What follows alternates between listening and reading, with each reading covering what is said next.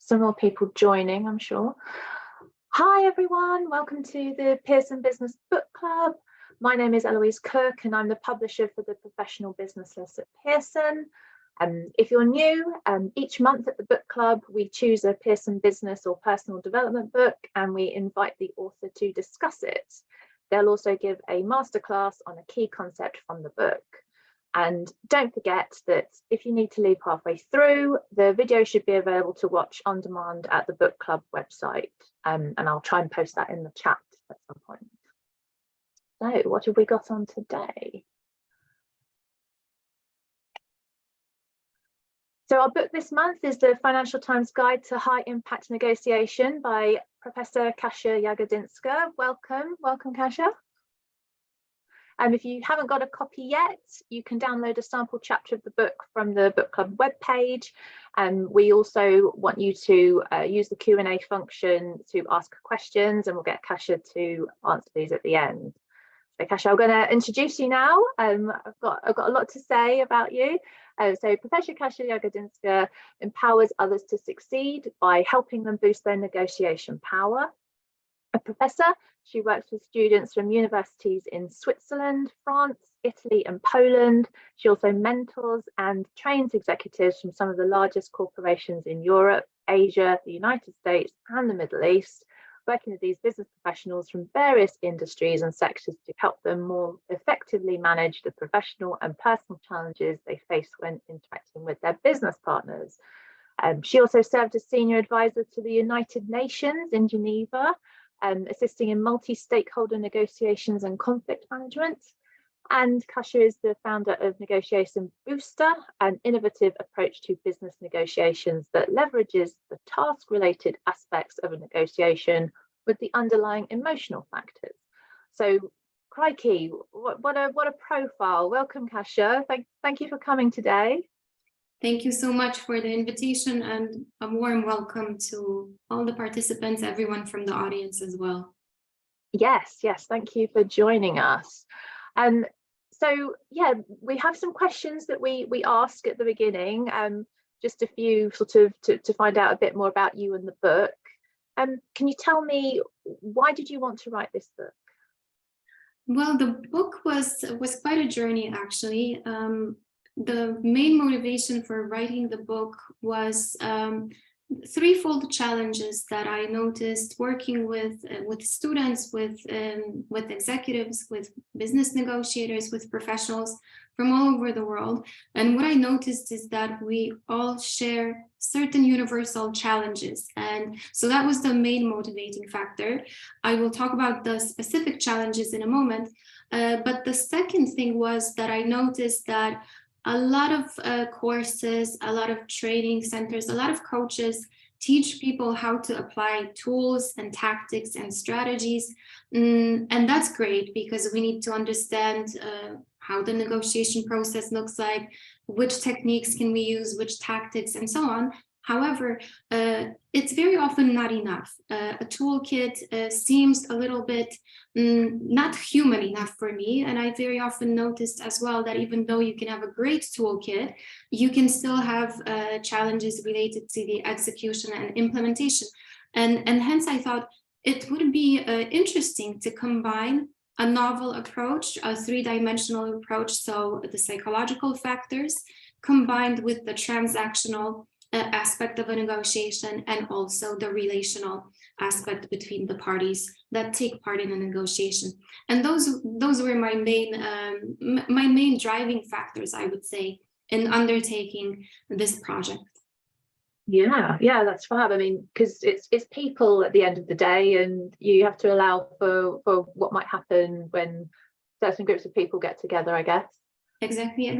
I mean, I have the feeling very often, and it's not just negotiation, but management, leadership, that we have taught people everything they need to know about theories, about strategies, and we are teaching, or we are in the desperate need for teaching them how, again, to be back humans.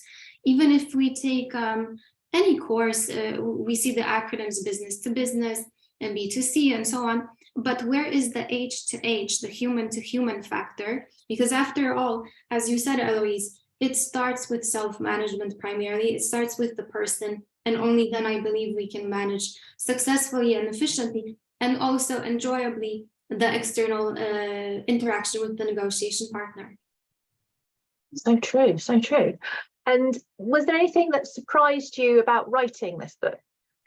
Well, I enjoyed the process with you. Definitely, I enjoyed it very much. What surprised me was I was always, I saw myself as a racehorse in the writing sphere, in the sense that I have a goal, I have an objective, and just let's go for it. And I don't know if you recall, Eloise, but I sent you the first 5 chapters. I think I didn't want to work chunk by chunk because I'm very goal oriented. And big mistake at the beginning, I sent you the first chunk, 5 or 6 chapters, I don't even remember, and you had quite a lot of comments.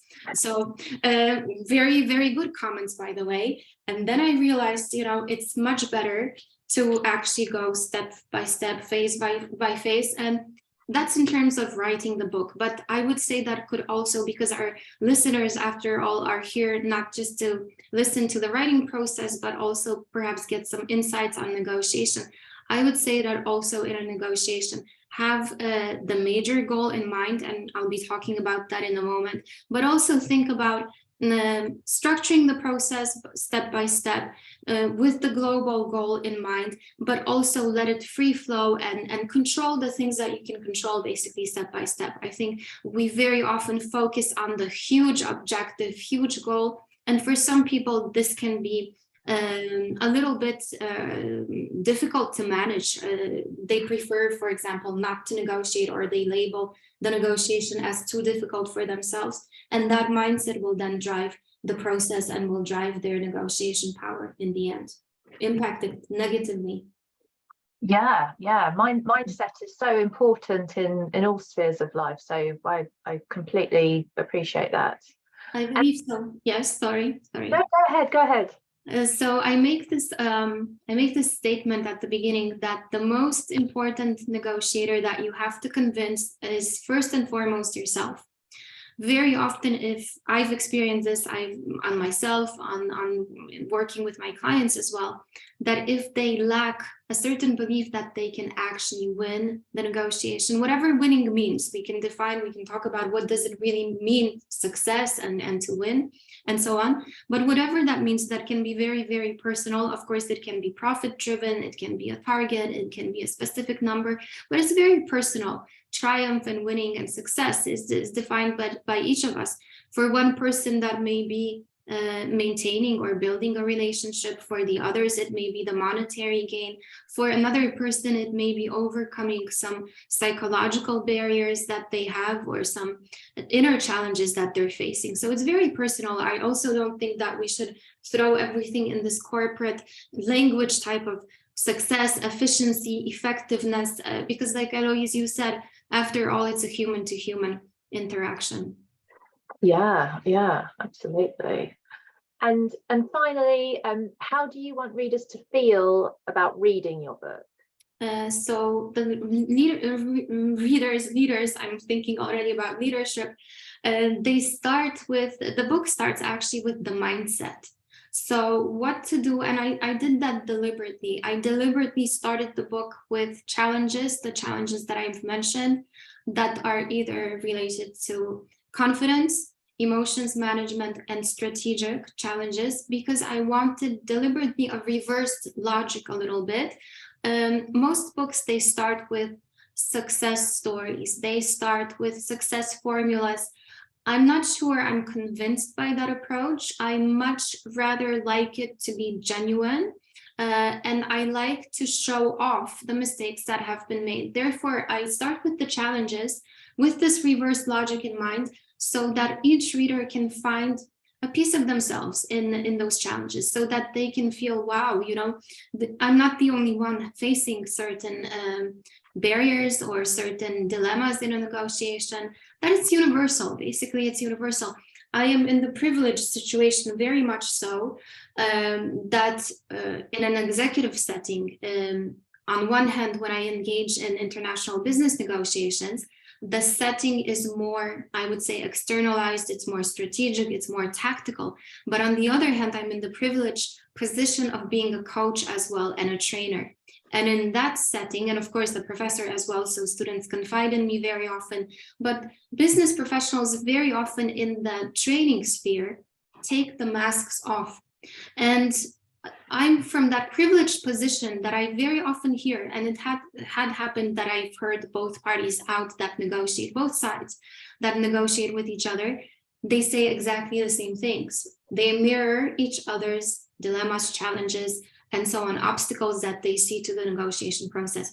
And I think that that privileged position or that insider knowledge gave me that strength or empowerment to be the voice for people who not always have the opportunity to listen to the other side, so that they can see that, well, basically you're not alone. Yeah, and understanding that, we're all fallible, we all make mistakes. It's so affirming and authentic, That's why the first thing, and a huge part of that, and you recall we were wondering how to tackle this, how to tackle the structure. We spent considerable time on the table of contents itself. And in the end, we decided together that first the mindset, and then we talk about the process, only then the strategic design. And I think that works quite well. And at some point during the COVID pandemic, because this is my third book, so I already had the warm-up with the previous two ones, I made the decision, I finally, due to less travel, due to less external commitments, I finally had the opportunity to pursue, I would say, my lifelong dream, which was analytical psychology. And I started studying that. Also from the perspective, I felt that in leadership, in management, in negotiation, I'm quite already, I would say, quite skilled, or I have possessed the fundamentals of the knowledge that we need, but I felt there was an element that was lacking for me to understand how I can assist myself, my readers, also my clients and so on, to understand some of the factors that drive their behavior, first internally and then externally. So I started studying that and adding to the book. So you might notice that a lot of words of appreciation have been said about the book in relation to the psychological aspects of it, because that is a novel element. That is something that you either take a psychology book or you either take a strategic book to negotiations. But I find that the combination of those two works quite well, or one boosts the other in a way. Yeah, I absolutely agree. Great. Well, I will hand over to you for the masterclass. And if anyone has any questions for Kasia at the end, just pop them into the Q&A as and when. And we'll can't wait to hear what you got to say. Thank you very much. So let's do like this. As we were deciding also together, we wanted to make this talk very hopefully very interesting for the audience, first of all. So I deliberately have not prepared any slides. Again, staying true a little bit to what I said before, that I would like to avoid the classic, this is that, it's not a lecture. I would like to have more of a free talk. So Eloise, if you have any questions or if you have any thoughts on that, feel free to contribute. I will talk for a few minutes. And then what I would like to do is I would like to have a talk with the audience, with you, to address your particular questions, what interests you. At the end of the day, it's your opportunity also to learn let's learn from each other, also from the questions that the audience will ask. So feel free, you have the chat option. We have quite a big audience, I would say, so I'm sure we can have an interesting discussion. And meanwhile, while you think about some of the questions perhaps that are on your mind in relation to high impact negotiation, perhaps let's start with, we talked a little bit about my motivation for writing the book. Let's start with the title itself, maybe, the high impact. I have it in front of me here, so that's why I'm looking down. High impact negotiation, a comprehensive guide for executing valuable deals and partnerships. And this is something that, of course, we were also working with Eloise. We had certain proposals, I would say several even proposals for the best title. And hence we've decided that we want to add the valuable element to the deal, to the title, to the deals. It is so that it points towards the fact that a negotiation, what we mentioned a little bit before, what is a success? What does success mean? What is a successful negotiation? And that element of being valuable. The beauty of value is in the fact that value is in the eye of the person who is assessing the value. It's like beauty. For one person, what is beautiful for one person may not necessarily be such for another. And here, why this element of value in the title? So first of all, what I notice very often, more and more actually, as the economic situation becomes strained, as we are operating in a more and more volatile environment, I hear two things very often. First is price, so a singular focus on the transactional value.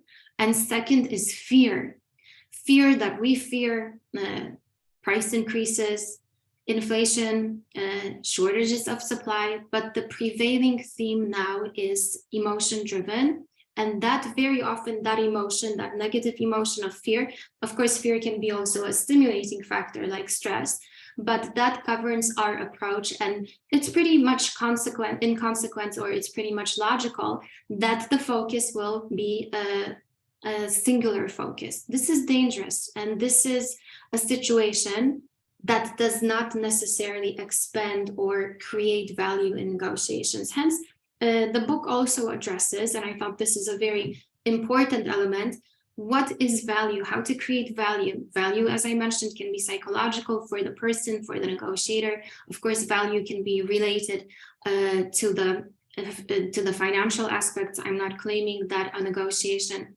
is philanthropy. Very often, obviously, we negotiate because we need to decide and agree on the distribution of limited resources, but also value in terms of relationships between people.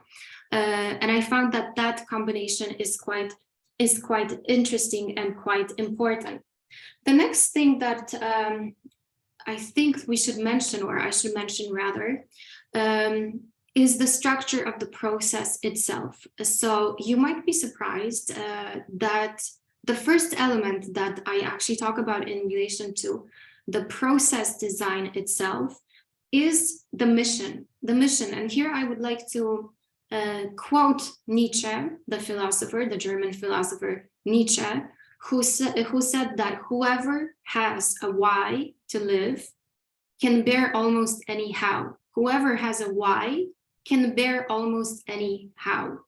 Very often, let's stop here for a moment. Very often I hear my business clients saying that this is a life or death negotiation. With all due respect, there is no such thing in business as a life and death negotiation. It may, unless you're negotiating a crisis situation, a hostage taking, life attempt taking situation, business is seldom life or death situations. In extreme cases, it may feel as such.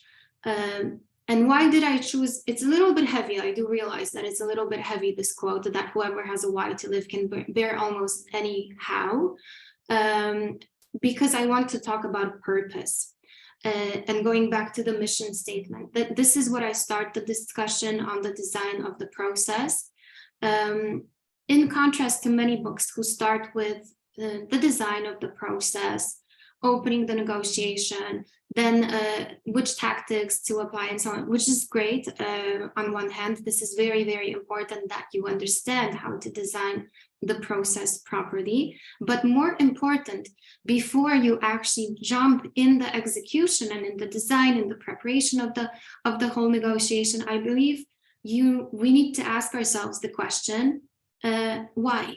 What is the purpose of what you engage in, of what we engage in? I've often asked my clients, why are you negotiating? Oh, isn't it obvious? I want a better price. I want better conditions. I want this and that. That only goes so far. That goes to the transactional value. But why? What are you driven? What is your purpose? If you have a purpose, you will find a way to get there. So please notice it's quite logical in the corporate setting. If you go on any website of any company, you will see that they start with a mission statement. With a mission statement and supporting values. And this is something that I would like to also encourage the listeners and my readers to do, to start with defining how you want to conduct the negotiation, how will we get to where we want to be, and by which values. And this brings us back to the title as well, executing valuable deals. Value can be, as I mentioned, transactional, it can be psychological, it can be relational, but also what are the values? This is another way of looking at it. What are the values that I want to bring in the negotiation? And at one point in the book, I talk about the negotiator's 10 commandments. I will not enlist all of those commandments now. I've gathered them from interviews with executives, with business professionals, with students from all across the world, and they're pretty universal. So these they could pertain to negotiation, but also it could relate to being a genuine person in general, an ethical person, doing no harm to others, being likable as well as a negotiator. Likability, which is the common, in which this very often agent Gary Nestor very often talks about likability, which I find is a great way of looking at this human face of negotiation as well. So start with the mission, start with who do you want to be? How do you want to be perceived? Think of a negotiation as the engine for your personal achievements, what you want to obtain, but also obviously on the corporate level or the organizational level, a negotiation. I always see it as an engine for fulfillment of organizational goals. And going back to the values, very often I'm asked, which is a bit for me disturbing. Very often I'm asked, can we equate negotiation with manipulation? I believe we shouldn't, not just for ethical reasons, but also, and not only because of courtesy, because of respect to our negotiation partners, but primarily also out of respect for ourselves. Out of respect, because of what we do on a regular, you can't say, okay, I will manipulate in a negotiation, but I will not manipulate elsewhere. Very often what you do, it becomes a habit. And this is yet another thing that, Eloise, you asked me, why the need for this book. Very often I see negotiators engaging into or jumping into negotiation process with a mosaic of habits.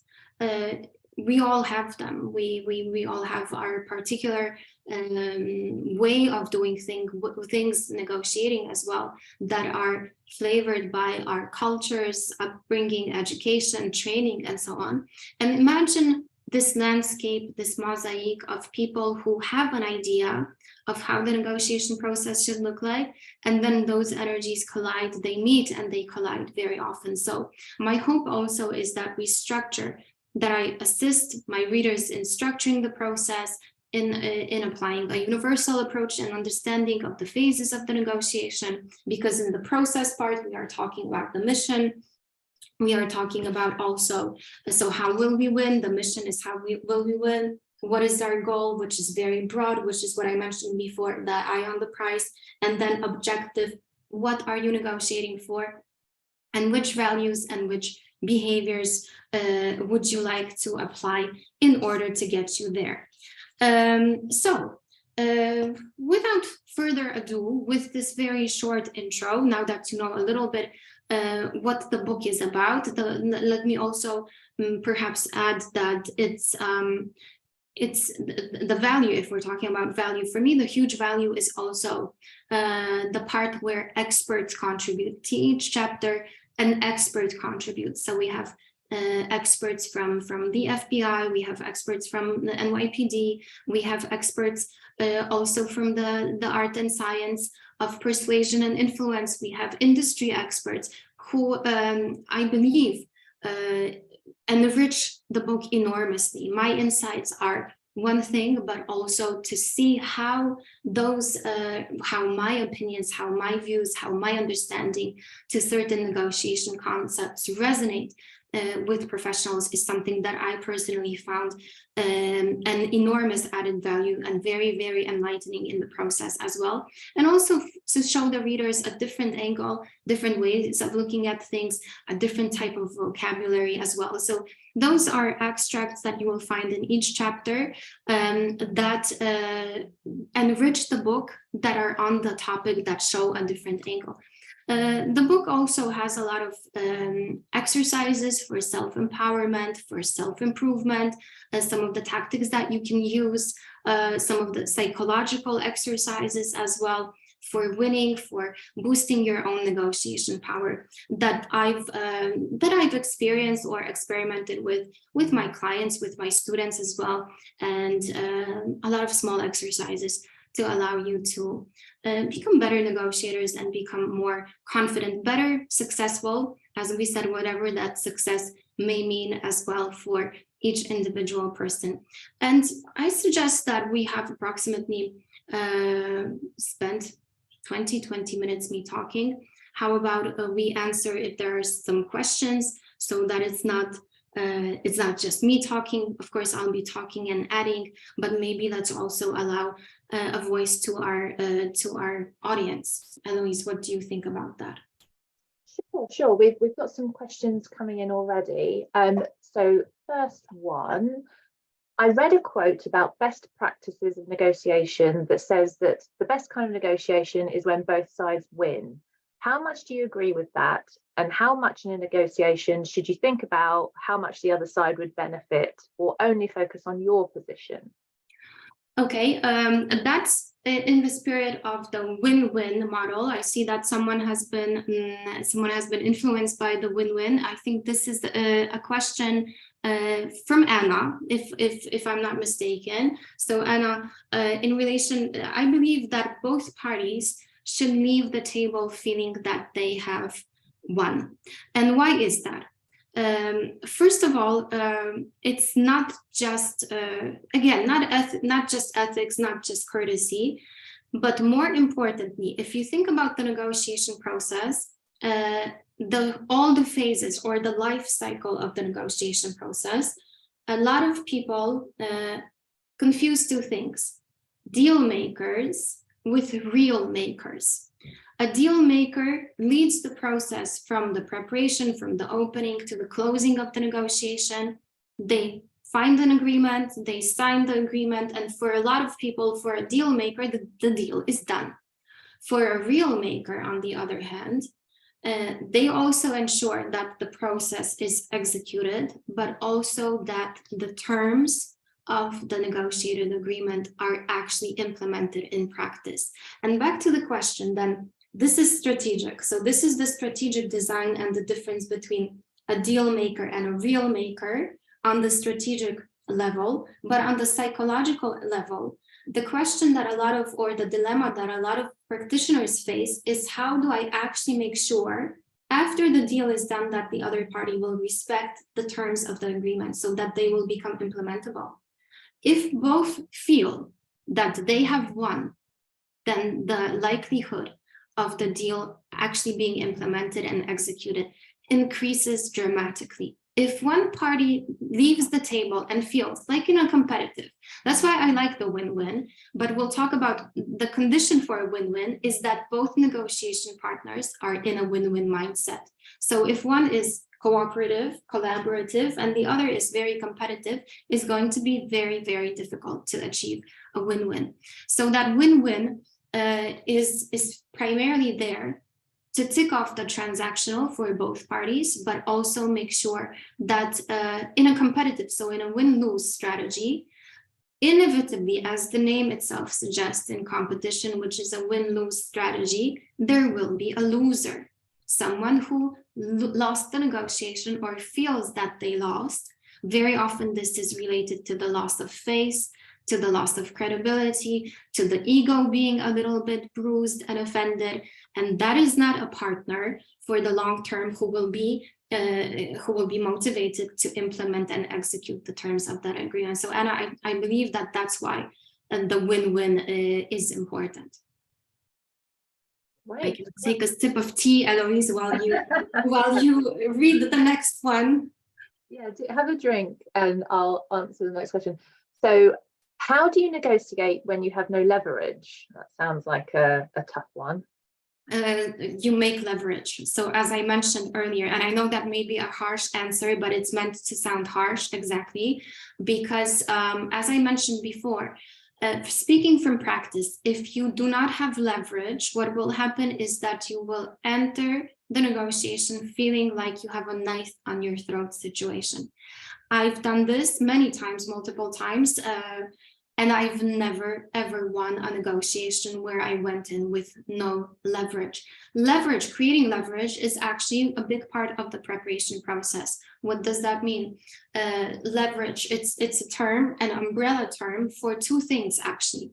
For creating alternatives outside of the negotiation, crafting alternatives for yourself that will enhance or boost your negotiation power, your belief that you actually have an alternative track. Let me give an example of an alternative. Just a few weeks ago, I was coaching a female executive, very high level, excellent professional, capable, fully capable, great performance, great track record, and so on, suffering from, in what her opinion was, lack of leverage. Strategically, she had it all. Psychologically, she was doubting. She saw herself as not having any leverage. So we were preparing for a very important negotiation for her, a bonus, a salary increase. She had certain needs that financial primarily that needed to be met. And in order to create that leverage for her, we actually, before the negotiation that she had planned, a few weeks before she started applying for different positions to create her leverage, because we were sure she would get, this would resonate with headhunters out there. As I said, it was a high profile professional, but she needed to see that her CV is desirable, that she has leverage, that she can enter the negotiation and feel like, there are alternative options. That's outside. What I'm mentioning, that is external leverage. Internal leverage can be created with your negotiation partner in the form of options. So if we cannot, and this is perhaps going back to Anna's question from before, if we cannot reach a win-win also, what can we make concessions on? What types of options can we bring to the table? And so on. But I believe that leverage is actually one of the most important aspects. And please notice that in a negotiation, for an effective negotiation process, both partners have to be on the same level, which means leverage, and so on, that you have to step up. You have to step your game up to the level of your negotiation partner. So you have to be on eye level. A small maybe tactic that I stopped personally, what I stopped doing, I stopped thanking people for their time. If you thank people for their time, you subconsciously place yourself in a position where you have less leverage, because you indicate, in a way, your time is more precious than my time. This is what you start to believe. I'm not encouraging, this is not a book talk on how to be an arrogant negotiator. And I'm not encouraging you not to think, but you can think for different things. You can think for an opportunity. You can think for an insightful conversation. You can think for a meeting. You can think for a different view on or different perspectives, but not necessarily for someone's time, because your time is equally valuable, and the effort and the energy that you bring to the negotiation arena. Love it. Yeah, if you act like you have no leverage, it's sort of all self-enforcing, isn't it? Yes, act, but that acting does not happen in a vacuum. That acting, that externalized manifestation, is a reflection of the internal processes of what you say to yourself. I have no other choice. This is the most important negotiation of my life. If I lose this, listen to the words already. If I lose this, then something. This is a very negative framing, and it's very extremely dangerous and extremely limiting, because also what we don't talk about enough is the aftermath effect of a negotiation. Success and failure will create what is called in psychology a perceptual set. A perceptual set means that in future similar circumstances, you will behave in a similar fashion to a past experience, to a past situation. So let's say if you had bad experiences working for a law firm, as I had, for example, my first job, I don't feel comfortable anymore in law firms, even though I'm a child that has been raised by a lawyer mother.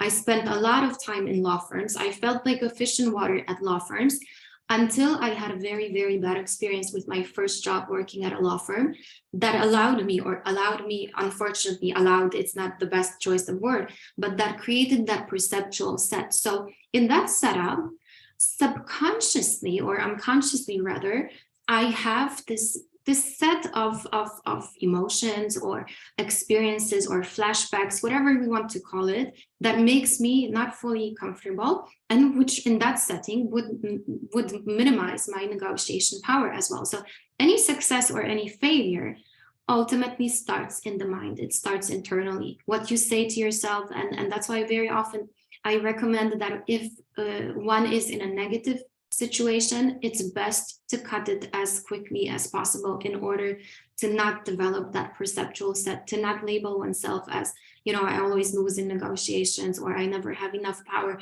or no one listens to me, or they will never accept my offer. This is a very dangerous mindset. Yes. I think this one's more of a comment. You are so correct about a clear mission statement. If you know what you stand for and what you hope to achieve, it will help direct your negotiation efforts to ensure the steps you are taking do indeed work to further your goals and reinforce your organisation values. Thank you. Thank you very much for that comment. Another one, I like the idea that values are so important to negotiation. Do you want to talk a bit more about that, Kasia? About which one? That values are important to negotiation. Yes, so maybe I can share, actually, I'm going to reference a little bit the types of values that I've grasped in itself. Just give me a second to go through my own book, actually. The 10 Commandments, maybe, because those reflect the values that I believe that would be worthwhile. Now, maybe first of all, how did I come up with those values? As I said, in the course of writing the book, I've spoken to a lot of experts from the win-win tradition, so the principled approach to negotiations, the FBI model to negotiations, so FBI negotiators, crisis negotiators, also business executives, colleagues at the UN, students, executive students that have shared. And in the course of those interviews, which went into thousands, I found, how to say this, resonating words or resonating mindsets, or a common thread rather, of the value system that would be worthwhile to think about when we engage in negotiations. So the first one is very concise and it's very strategic, as the first commandment is to be clear about your intentions. So this clearly brings us to two things. First of all, what do you want? Why do you negotiate? So let's take the example of a job negotiation. Very often I hear from my clients, I want to get a job. This is not a clear objective in a negotiation. A clear objective answers the question, what do you want the job for? Do you want the job to have a higher salary? Do you want to get the job because you want to advance your career? So career development is your main goal. Do you want to get the job because you've reevaluated your work and life values, and maybe after COVID, a lot of people have questioned how they want to live according to which model and so on. Maybe you've reevaluated and you want a job that fits more into that mindset or in that worldview that you have at the moment. But be clear about your own intentions. and be clear about the intentions externally to your negotiation partner. Now, I'm not claiming a negotiation is a confession, that someone says, asks you questions about your bottom line, your walkaway position, and so on, and you have to disclose all your cards. I'm just talking about being transparent, fairly transparent, and clear on what you want to achieve. So that would be the first value. Second, and first and foremost, I would say be respectful. And this is something that I learned from Gary Nesner, actually, that even people who have committed acts that would be criminal, that are assessed as, not would be, but are criminal, that even those people whom we can condemn by the letter of the law or by our ethical system, they merit respect. And this is, I think, very humble. And this is also something very often that we are missing in difficult negotiations, where people become driven by their emotions, very often by fear. Fear has an ugly face, and being driven by emotions, very often people can become arrogant, people can become aggressive, which for me is usually a sign of weakness. I've never perceived an arrogant or aggressive negotiation partner as someone who is strong, quite the contrary, actually. Third value, have an open mind. I think this is something that is critical. Carl Gustav Jung, the Swiss psychologist, said that perception is the only reality. We have approximately 79 people here in the session. Each of you will have a different perception. Each of you will pay attention to a different element, will pay attention to different things, and so on. And that is reality for us. Reality is how we perceive it. So we have to have an open mind to understand what certain perspectives or perceptions may be. Four, be flexible and open to negotiate. Never burn bridges. And I would say here, back to Anna's comment, that comment that particularly stayed in my mind because I read it, and if I read something, that it becomes ingrained in my mind, so that's why I'm referencing all the time. The win-win, that openness to negotiate. Win-win leaves the door open to future negotiations if possible, even if we cannot, let's say, manage to find an agreement at this moment in time.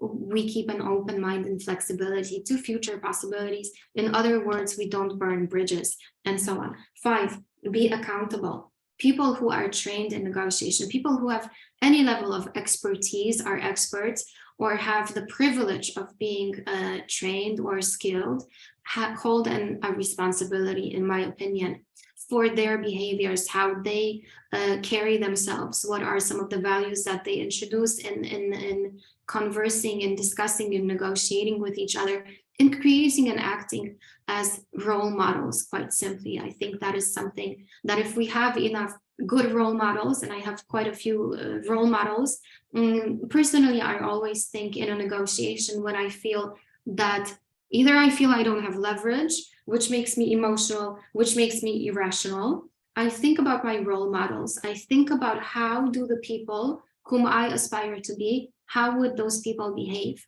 in that situation? What would they do? How would they carry themselves?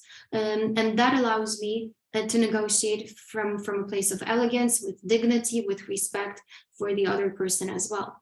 And then what I mentioned before, this is something that I've picked up from, again, Gary Nesner, likability. Something that personally I've not thought about as a negotiator. I remember when I was a very young negotiator, just starting my career path, I thought that the mark of a professional negotiator is task orientation. That the more task oriented we are, the more professional we are. I would not have thought about the likability factor, that this is actually something that matters as well. And hence I mentioned before the transactional and the relational aspect. And then be communicative, which means open, whatever communication, whatever this umbrella or this phrase, effective communication means.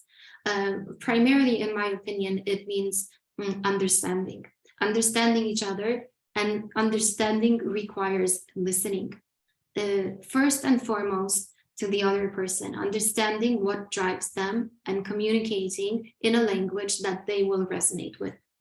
Let me give you an example of being communicative and understanding the other person.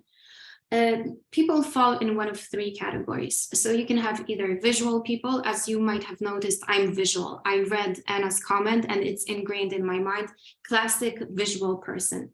So people who see, they will use phrases such as, I see, this looks good, and so on. That's how they describe reality. Then you have auditory people. People that need to hear something, they will say, I hear you. This doesn't sound right, and so on. It sounds weird to me, or I can't hear this. It doesn't resonate with me. Auditory people. And then you have kinesthetic people. Kinesthetic people feel. They will say, this feels off. It feels something is not right to the touch, and so on.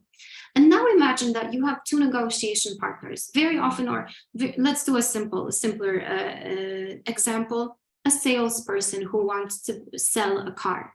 The client comes in and walks around the car and touches the leather, touches the steering wheel, touches the shape of the car, the metal, and so on. And the salesperson approaches and says, listen to the engine roar, listen to how the engine works. They are talking on two different planets.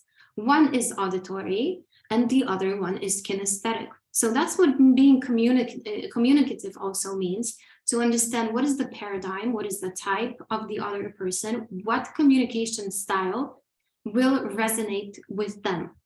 Then act with integrity, which means walk the talk, walk for your own credibility, to be perceived as a legitimate negotiation partner. Again, for whom? For yourself, primarily, for yourself, and obviously the other party will also benefit from that. Know your boundaries and never compromise on your values. I think that's a question of what are you willing to compromise in a negotiation, and that's also a question of accountability, of integrity, of respect, primarily for yourself and also for your negotiation partner. How far are we willing to go in the negotiation? One might think of Machiavelli and the expression that the end justifies the means. We some food for thought that you can also use. And then 10, very simple, do no harm. Do no harm. I personally, that's why I chose out of the legal profession, because very often there were personal and ethical choices that one had to make, which left me uncomfortable. And I felt this does not fit personally my value system. So do no harm, I would say, is the last value. Quite a lengthy answer to a short question. That's fab. I think there's sort of 10 commandments for business generally, never mind just negotiation. Here's another question. If you were negotiating across two different geographical or cultural teams, is there anything that you would suggest is key to creating a successful negotiation? Yes, first of all, understanding the cultural differences. And I can recommend a few resources. The way that I prepare myself, and this is based on a lot of mistakes made in the international arena, failing to understand the context. I think that a few references are quite helpful. There's also there's of course the Hofstede's cultural dimensions, Hofstede's. That you can Google. It's very easy as a reference tool. You can compare cultures. Some criticize, say it's outdated, it's 1970s theory and research. I use it as one of the benchmarks. I never use one theory or one reference point when I prepare for these types of negotiations. You, of course, can reference as well Edward Hall, High and Low Context Cultures. There's a fantastic book by Aaron Mayer, The Culture Map, which talks about relativism between cultures. Very simple Google tool is Culture Guides or Global Edge Culture Crossing, where you can actually type in any country, any culture as well that you want to check out and you want to research. And in that package, and then I also like to speak about someone who is a representative of that culture as well. In that spirit, I prepare myself for negotiations. And once again, what I mentioned at the start is if you do not understand the differences, the intercultural differences, in the end, you will hurt yourself in the negotiation, because you will perceive, for example, we mentioned never thank someone for their time. There are cultures where being on time or having someone wait for you is a tactic. So it's already a tactic to show you your time is less valuable than my time. You wait for me, therefore you are in a lower position. And imagine someone from that culture negotiating with someone from a culture where time flows freely. So not necessarily do you have to be on time. That not being on time is definitely not a tactic. It's just the way that time is approached and is perceived. That person, looking through their paradigm, will consider that they are being disrespected, that their time is not treated as valuable time. So you need to understand, first of all, for yourself, and as I said, accountability, be accountable as one of the values. I would say that I always hold myself accountable to being the one who should know better, or at least trying to know. And I don't mean know better in the sense of being better, but understanding and taking responsibility for the design of the process as well. Fantastic. And very interested to hear what you've got to say about this question. Do you see any special challenges that a female negotiator might face when engaging with a dominant type A male personality? Where is this question? It's from Gary. Hold on. I do not see it, because when I see it, I can answer it better. It's in the questions, or? Yes. So do you see any special challenges that a female negotiator might face when engaging with a dominant type A male personality?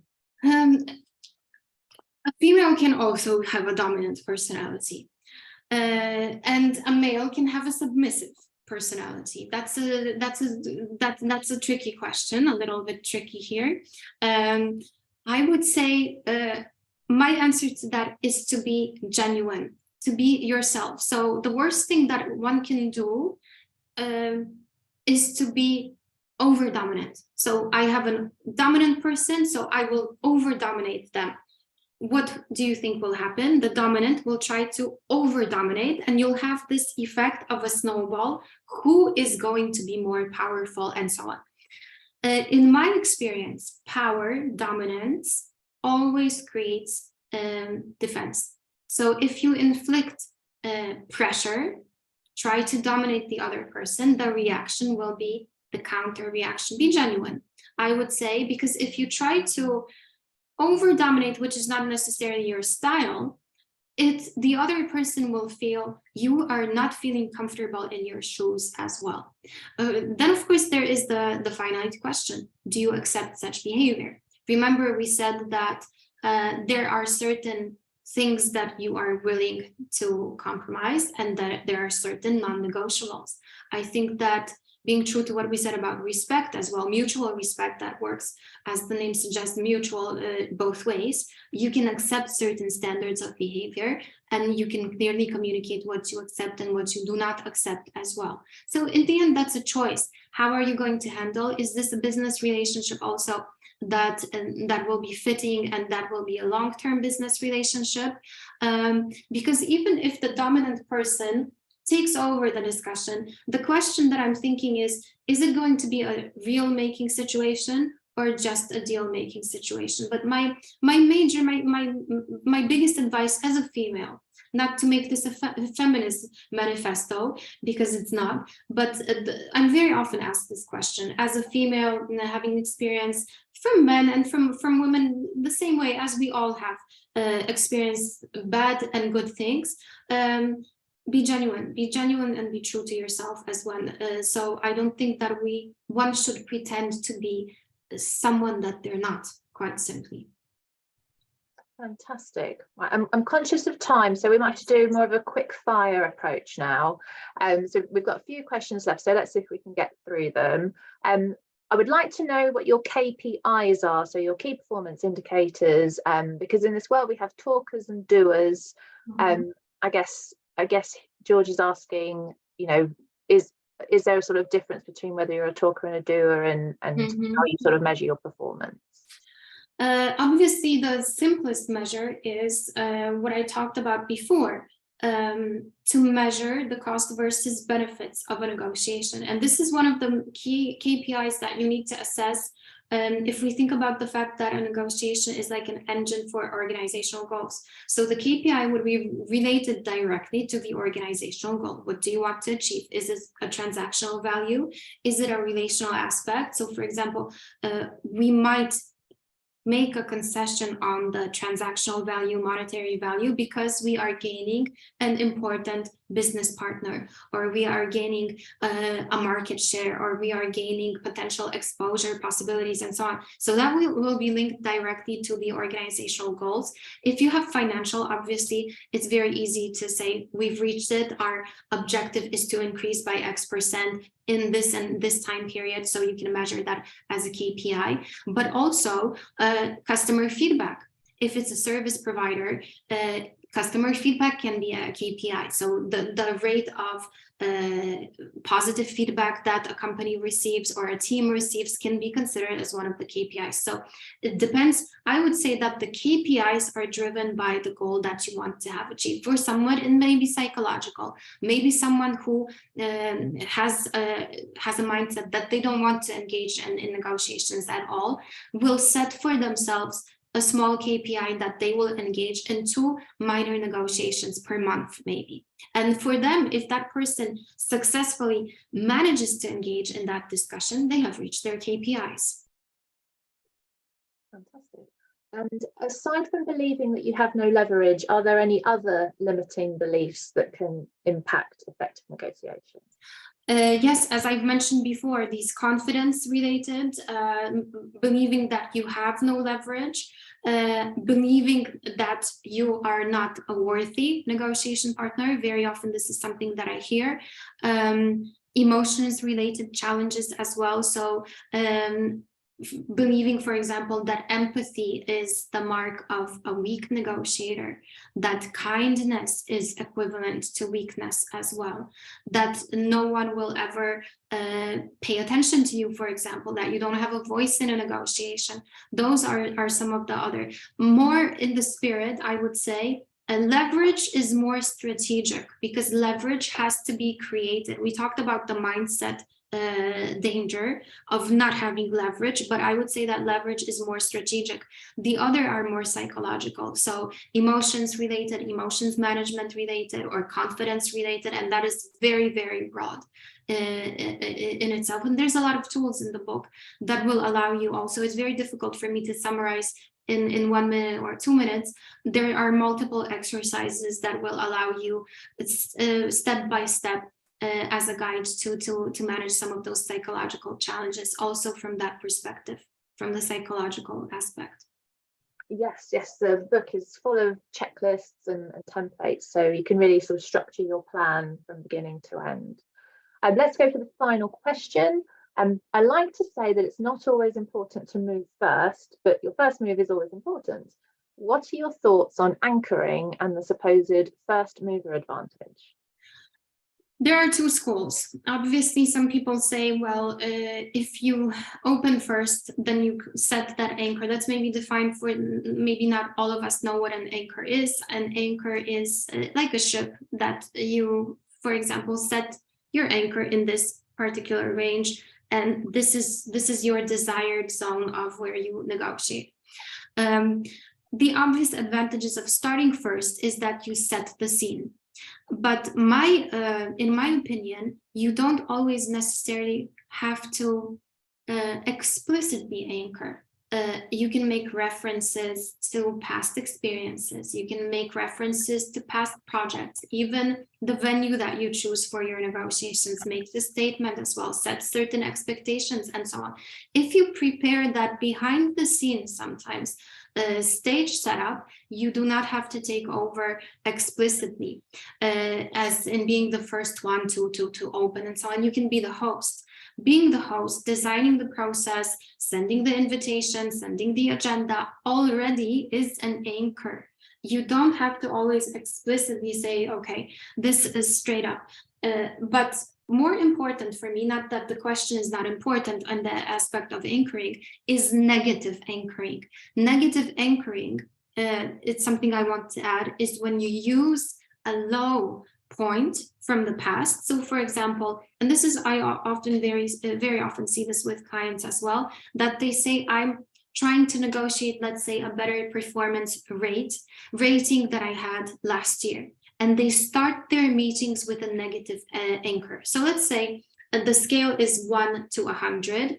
Let's say that the candidate or the negotiator had a rating of 75 last year and they want 95 this year, or let's say even lower, let's say 60 and they want 85 or 90. A negative anchor is if they start the negotiation and would say, you know, last year I had 60, but this year I would like to have 90. This is such a big gap and a negative anchor that it will be very difficult, and the other negotiation partner will obviously, their first reaction to it will be, why such a huge leap? You know, better to say instead, I want 90, okay? Without that negative in that sense. Of course, if it's higher, if it's a great result and so on, you can use that as a positive anchor as well. Fantastic. Well, that was so useful, Kasia. I think we could talk all day about this, and I'm sure there are lots more questions will be coming in, but I'm conscious of time, so I just wanted to sort of post where people can sort of stay in touch with you. You've got your website, negotiationbooster.com, and we've also got your LinkedIn profile, so I'll sort of let people sort of get in touch with you if they have any further questions. But thank you so much for your time. It's been really useful and really illuminating. Thank you very much, and thank you for the questions from the audience, and thank you Eloise and Amr for organizing and the invitation. It was a pleasure for me. No problem. Okay, so thank you to everyone attending and for anyone watching this on demand. I hope you'll tune into our next session, which will be on Tuesday, the 23rd of March, 2 p.m. UK time. And our book of the month will be The Finance Book by Sai Hussain and Stuart Warner. Their masterclass will be on understanding the numbers, even if you're not a finance professional. So don't worry, it's not going to be too complex. They're going to be demystifying the complex for you. So please sign up for our mailing list, and we hope to see you next time. And you might also see a survey pop up, because we want to know if you're enjoying the sessions. So hopefully you can fill that in and let us know how we're doing. So thank you, everyone, and we'll hope to see you again next time. Thank you.